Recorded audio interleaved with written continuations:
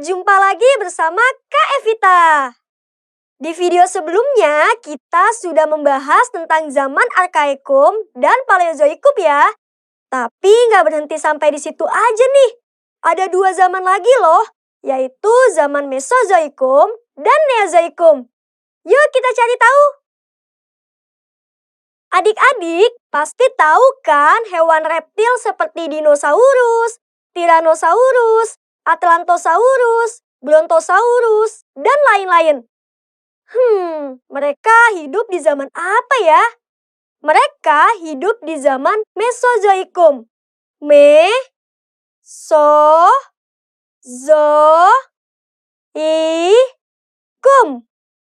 Mesozoikum berasal dari bahasa Yunani kuno, yaitu dari kata meso yang berarti antara dan zoon berarti hewan atau makhluk hidup. Mesozoikum disebut juga zaman reptil, karena pada zaman Mesozoikum terdapat binatang reptil yang sangat banyak. Zaman Mesozoikum berlangsung sekitar 140 juta tahun yang lalu loh. Jadi, jika adik-adik menonton film Jurassic World, dapat kita simpulkan bahwa film tersebut fiktif ya. Karena spesies dinosaurus dan sejenisnya hidup pada ratusan juta tahun yang lalu sebelum adanya manusia. Pada masa Mesozoikum, keadaan bumi sudah semakin membaik nih. Meskipun suhu masih berubah-ubah. Kadang suhu udara tinggi sekali alias panas, tetapi ada kalanya rendah sekali alias super dingin. Selain itu, mulai muncul tumbuhan besar dan kehidupan hewan pun berkembang pesat. Mamalia mulai muncul meskipun ukurannya masih kecil. Dan beberapa reptil yang sangat besar, seperti dinosaurus yang panjangnya kurang lebih 12 meter dan Atlantosaurus panjangnya sampai 30 meter. Wah, besar banget ya.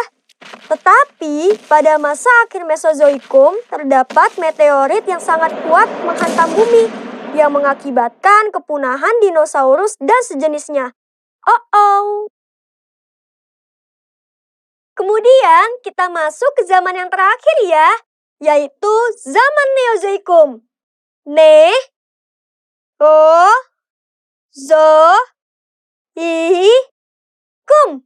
Neozoikum.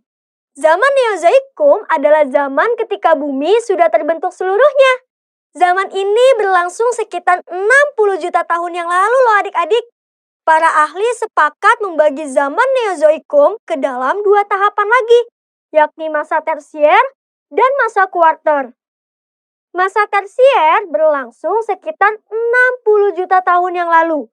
Ciri kehidupan pada masa tersier adalah berkembangnya jenis binatang menyusui seperti jenis primata. Misalnya, kera dan monyet.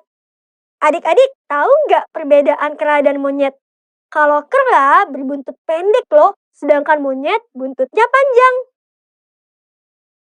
Nah, kalau masa kuarter berlangsung sekitar 60.000 tahun yang lalu. Masa kuarter merupakan masa yang terpenting nih. Masa kuarter terbagi menjadi 2 kala, yaitu kala Pleistosen dan kala Holosen. Kala Pleistosen ditandai dengan mulai munculnya jenis-jenis manusia purba awal hingga manusia yang memiliki kemiripan dengan bentuk fisik manusia modern. Sedangkan kala Holosen ditandai dengan munculnya manusia modern atau Homo sapiens. Oke adik-adik, jadi seperti itu ya pembahasan mengenai masa perkembangan bumi. Sebelum Kak Evita akhiri videonya, kakak ringkas lagi nih penjelasannya. Bumi kita memiliki masa perkembangan yang dibagi atas 4 zaman. Pada zaman Arkaikum, bumi masih mengalami pembentukan. Jadi, bumi masih sangat panas, asap dan gas di mana-mana. Sehingga belum ada tanda-tanda kehidupan ya. Namun, jutaan tahun kemudian, tepatnya pada zaman Paleozoikum, bumi pun mulai mendingin dan didominasi oleh lautan. Kemudian mulai ada tanda-tanda kehidupan meskipun hanya makhluk-makhluk kecil. Seiring berjalannya waktu, pada zaman Mesozoikum muncul pepohonan yang tinggi sekali dan reptil-reptil raksasa yang besar sekali. Sampai pada akhirnya, pada zaman Neozoikum, muncul manusia-manusia purba dan berkembang menjadi manusia modern. Nah, kakak punya hafalan jitu nih untuk mempermudah adik-adik mengingat urutan masa perkembangan bumi, yaitu Arpameno. Yuk, coba kita ulangi sama-sama ya. Ar, pa, me, no. Arpameno. Ar, Arkaikum. Pa, Paleozoikum. Me, Mesozoikum. Dan no, Neozoikum. Gampang kan? Oke, sekarang kita tahu ya bahwa pembentukan bumi memiliki proses yang sangat panjang. Jadi, kita sebagai makhluk hidup yang tinggal di bumi harus tetap menjaga bumi ya. Sampai di sini dulu pembahasan kita. Sampai bertemu di video selanjutnya. Dadah!